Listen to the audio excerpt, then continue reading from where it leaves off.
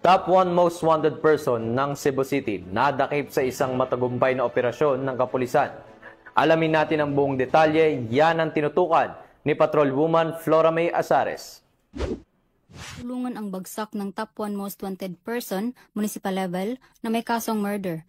Matapos itong maaresto ng kapulisan ng Cebu City sa Legazpi Extension, Barangay San Roque, Cebu City, noong ika-7 ng Nobyembre ng taong kasalukuyan.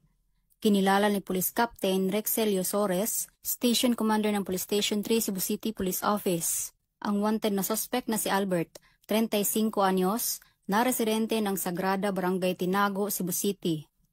Batay sa ulat, ang suspect ay naaresto sa bisa ng warrant of arrest para sa kasong murder na walang rekomendadong piyansa.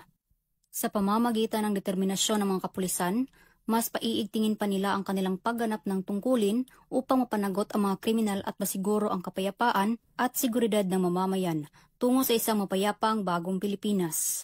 Mula dito sa Cebu City, ako ay inyong Police News Network Correspondent, Patrolwoman Flora May Azares, alagad ng batas, tagataguyod ng Balitang Pulis.